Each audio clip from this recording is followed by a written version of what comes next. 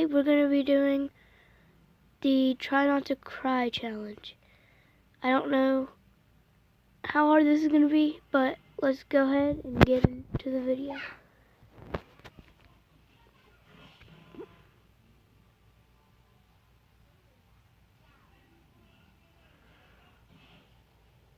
When I was a kid, I used to think that pork chops and karate chops were the same thing. I thought they were both pork chops. And because my grandmother thought it was cute, and because they were my favorite, she let me keep doing it. Not really a big deal. One day, before I realized fat kids are not designed to climb trees, I fell out of a tree and bruised the right side of my body. I didn't want to tell my grandmother about it because I was scared I'd get in trouble for playing somewhere I shouldn't have been. A few days later, the gym teacher noticed the bruise and I got sent to the principal's office. From there, I was sent to another small room with a really nice lady who asked me all kinds of questions about my life at home. I saw no reason to lie. As far as I was concerned, life was pretty good. I told her whenever I'm sad, my grandmother gives me karate chops. This led to a full-scale investigation, and I was removed from the house for 3 days until they finally decided to ask how I got the bruises. News of this silly little story quickly spread through the school, and I earned my first nickname, Pork Chop. To this day, I hate pork chops. I'm not the only kid who grew up this way. Surrounded by people who used to say that rhyme about sticks and stones. As if broken bones hurt more than the names we got called, and we got called them all. So we grew up believing no one would ever fall in love with us, that we'd be lonely forever, that we'd never meet someone to make us feel like the sun was something they built for us in their tool shed. So broken heartstrings bled the blues as we tried to empty ourselves so we would feel nothing. Don't tell me that hurts less than a broken bone. That an ingrown life is something surgeons can cut away, that there's no way for it to metastasize, it does. She was 8 years old. Our first day of grade 3 when she got called ugly. We both got moved to the back of class so we would stop getting bombarded by spitballs. But the school halls were a battleground where we found ourselves outnumbered day after wretched day. We used to stay inside for recess because outside was worse. Outside, we'd have to rehearse running away or learn to stay still like statues, giving no clues that we were there in grade 5. They taped a sign to the front of her desk that read, "Beware of dog." To this day, despite a loving husband, she doesn't think she's beautiful because of a birthmark that takes up a little less than half her face. Kids used to say she looks like a wrong answer that someone tried to erase but couldn't quite get the job done. And they'll never understand that she's raising 2 kids whose definition of beauty begins with the word mom. Because they see her heart before they see her skin. Because she's only ever always been amazing. He was a broken branch grafted onto a different family tree. Adopted. Not because his parents opted for a different destiny. He was 3 when it became a mixed drink of 1 part left alone and 2 parts tragedy. Started therapy in 8th grade. Had a personality made up of tests and pills. Lived like the uphills were mountains and the downhills were cliffs. 4/5 suicidal, a tidal wave of antidepressants, and an adolescence being called pauper. 1 part because of the pills. 99 parts because of the cruelty. He tried to kill himself in grade 10 when a kid who could still go home to mom and dad had the audacity to tell him, "Get over it." As if depression is something that can be remedied by any of the contents found in a first aid kit. To this day, he is a stick of TNT lit from both ends. Could describe to in detail the way the sky bends in the moments before it's about to fall. And despite an army of friends who all call him an inspiration, he remains a conversation piece between people who can't understand. Sometimes being drug-free has less to do with addiction and more to do with sanity. We weren't the only kids who grew up this way. To this day, kids are still being called names. The classics were, "Hey stupid," "Hey spaz." Seems like every school has an arsenal of names getting updated every year. And if a one chooses to hear, do they make a sound? Or they're just background noise from a soundtrack stuck on repeat when people say things like kids can be cruel.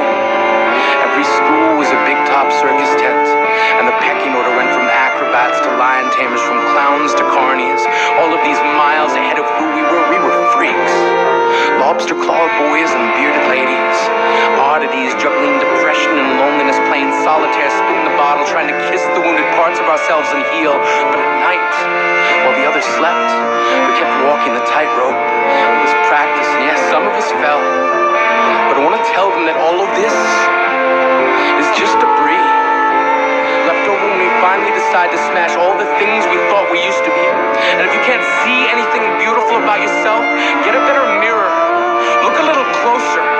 Stare a little longer. Because there's something inside you that made you keep trying despite everyone who told you to quit. You built a cast around your broken heart and signed it yourself. You signed it. They were raw. Because maybe you didn't belong to a group or a clique. Maybe they decided to pick you last for basketball or everything. Maybe you used to bring bruises and broken teeth to show and tell but never told. Because how can you hold your ground if everyone around you wants to bury you beneath it? You have to believe that they were wrong. They have to be wrong. Why else would we still be here? We grew up learning to cheer on the underdog because we see ourselves in them. We stem from a root planted in the belief that we are not what we were called. We are not abandoned cars stalled out and sitting empty on some highway. And if in some way we are, don't worry. We only got out to walk and get gas. We are graduating members from the class of We Made It. Not the faded echoes of voices crying out names will never hurt me. Of course, they did. But our lives will only ever always continue to be a balancing act that has less to do with pain and more to do with beauty.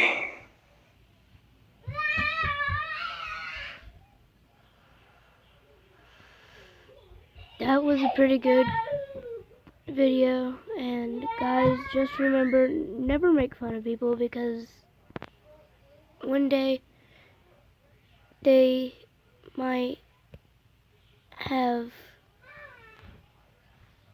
well, go to church or anything like that, and then you might not, and then they'll go to pray with you, and they'll forgive you. I'm sorry if you hear screams in the background. It's just my brothers and sisters playing.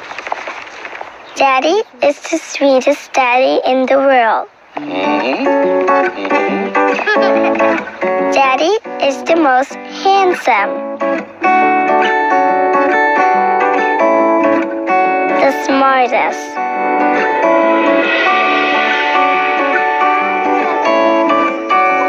the most clever, the kindest.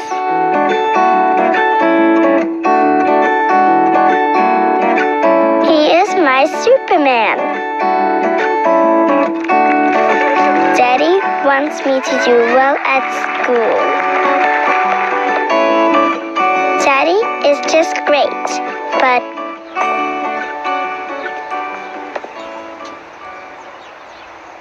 he lies.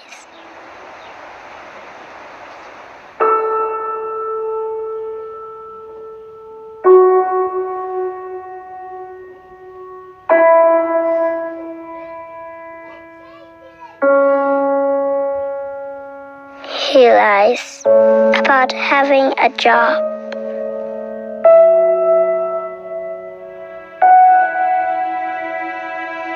He lies about having money.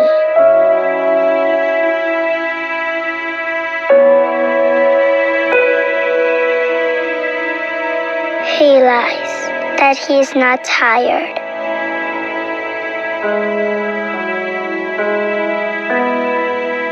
He lies that he is not hungry. He lies that we have everything.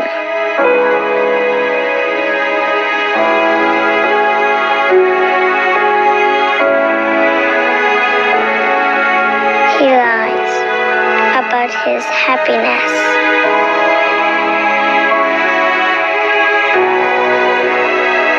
He lies because of me.